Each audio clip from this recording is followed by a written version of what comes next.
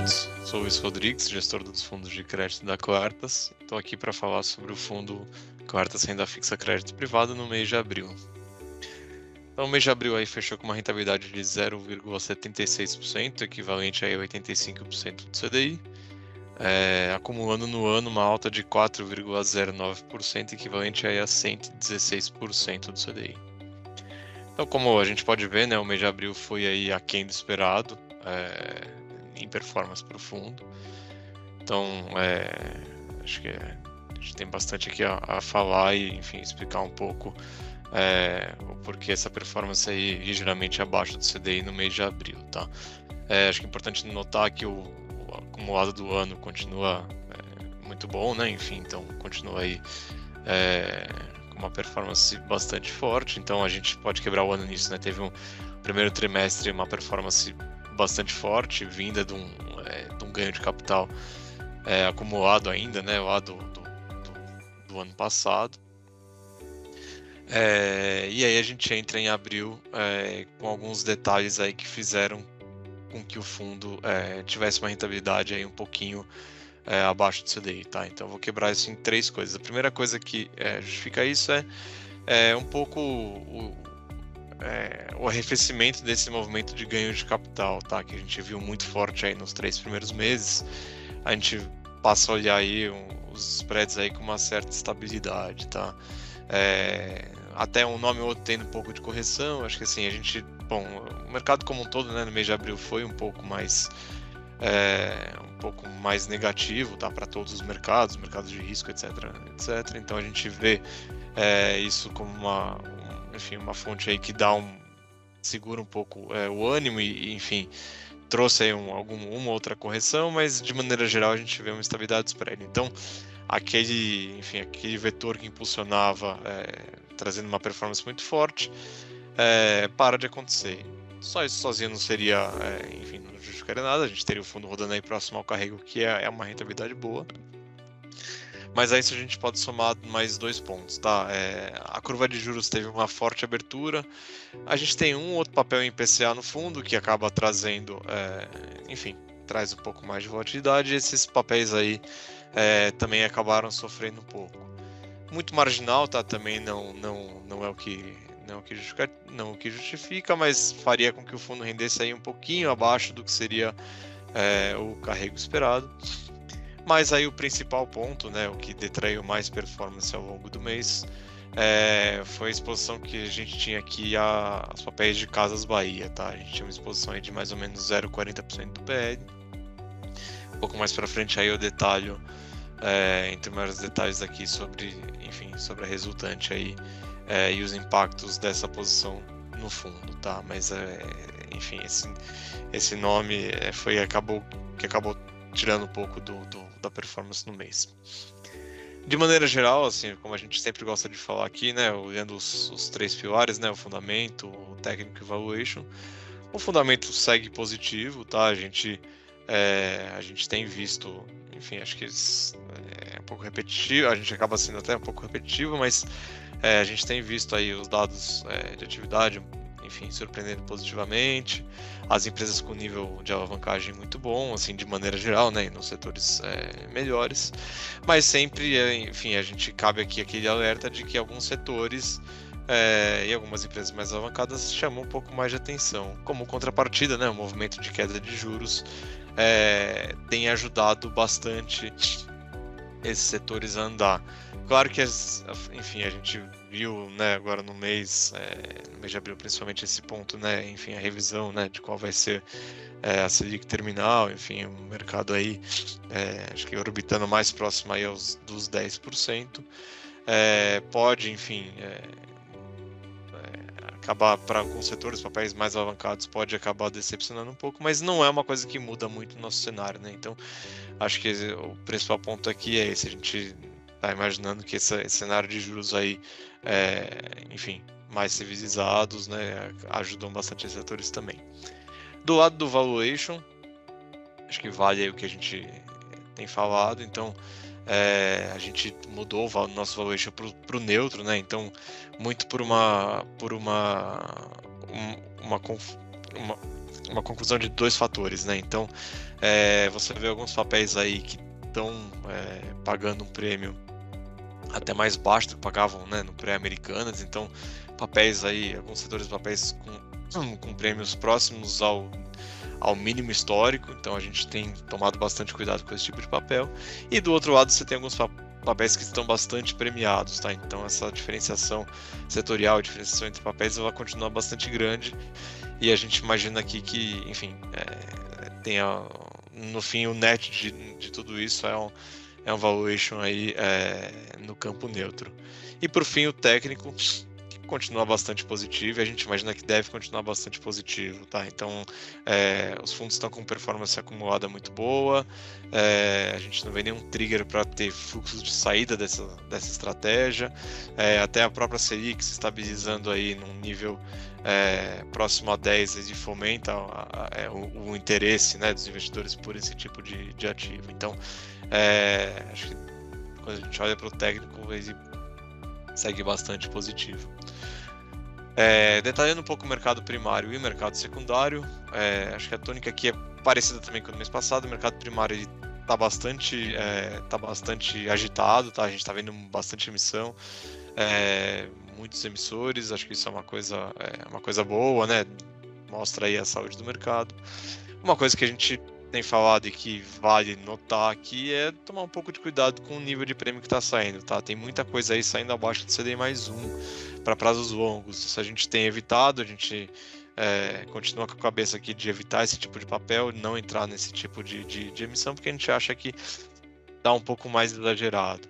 A gente vê uma baixa contaminação disso para outros setores. Claro que assim, o mercado como um todo fecha, né? Mas você não vê esses níveis tão exagerados em outros setores, porque acho que o mercado continua um pouco com essa visão setorial um pouco mais preocupada. Mas acho que o ponto aqui é evitar um pouco esses exageros de mercado primário e aproveitar, né, essa pujança do mercado para a gente conseguir alocar aí papéis com melhor níveis de risco-retorno, que tem acontecido bastante, tá? Com atividade primária boa, a gente consegue encontrar boas oportunidades e separar um pouco essas coisas que estão muito exageradas. E de mercado secundário, acho que a gente tem visto aí o mercado funcionando com um bom volume, enfim, sem grandes destaques. E aí, detalhando um pouquinho mais o que aconteceu, né, com os papéis aqui de Casas Bahia. Nós tínhamos exposição no fundo, aí, né, tínhamos aí aproximadamente 0,40% do PL, sendo que desses 0,40%, 0,23% do nosso PL era um papel que teria vencido no dia 29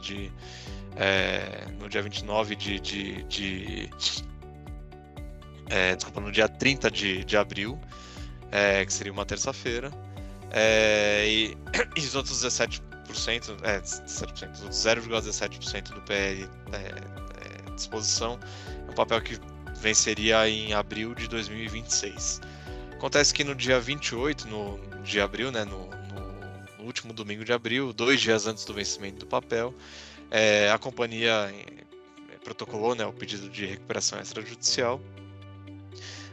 Basicamente, esse pedido de recuperação extrajudicial ele entra um reperfilamento das dívidas em mercado de capitais da companhia. Então, as debêntures, as CCBs e o CRI que a empresa tem, elas entram em reperfilamento. O que isso significa? Que você vai mudar as características da empresa. Então, você vai mudar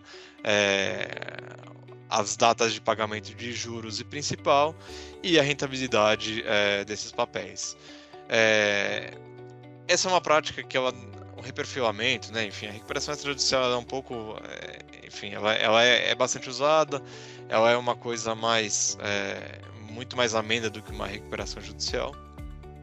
E o reperfilamento de dívida é uma coisa, relativamente comum no nosso mercado, tá? Não é tão não usual assim. Enfim, se a empresa está apresentando um momento de mais estresse de caixa de curto prazo, enfim, ela tem um plano de recuperação, que é o caso de Casas Bahia, não é tão raro ela vir e pedir prazo para os credores, enfim, apresentar um plano e fazer esse reperfilamento, assim. Então,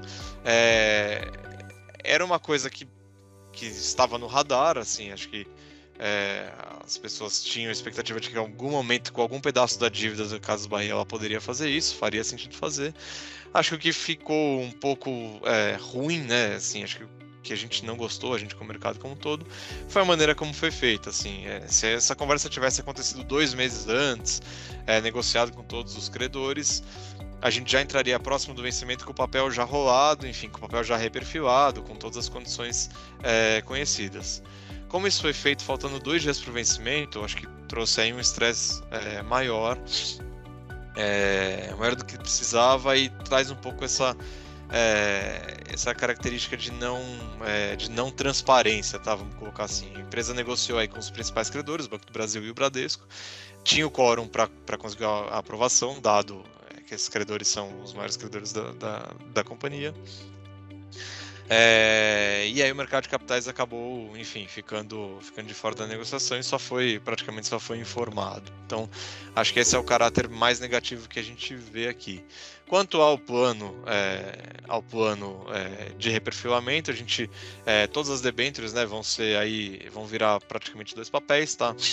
Mais ou menos 40% da exposição vai virar um papel com carência de juros de 24 meses e de principal de 30 meses, com vencimento em novembro 29, e aí mais ou menos 60% da exposição, um papel que vai pagar juros e vencimento lá em novembro de 2030. Acho que isso dá fôlego para a empresa, dá espaço para a empresa, enfim, continuar implementando aí o plano de recuperação dela e tira a pressão de curto prazo de rolagem de dívida que a empresa tinha, enfim, praticamente aí todo trimestre, todo semestre. Acho que sim, vamos analisar, vamos ver, a empresa vai ter alguma chance de ter essa recuperação. E aí esses papéis passaram a ser negociados aí abaixo de 50% do par, tá? Ou seja, com desconto de maior do que 50% do valor de face. Então a gente teve um impacto negativo aí no fundo na ordem de 16 bips, mais ou menos, tá? Que aí justifica o fundo ter ficado abaixo do CDI no mês de abril, tá? Hoje a nossa exposição aí ela é ligeiramente inferior a 0,20% do PL, então uma exposição bastante marginal, com os papéis já descontados. E acho que assim, vamos aguardar os próximos passos. A empresa deve, enfim, dar alguma garantia real, coisas do tipo. E aí, enfim, a gente reavalia aqui as posições com mais informação e quando esse plano tiver de fato implementado. Mas acho que uma coisa importante que a gente gosta de salientar foi um evento, assim, acho que faz parte do fundo. A maneira como foi feita a gente não gosta tanto por ter sido isso, né, na boca do vencimento. Mas uma coisa que a gente gosta de falar,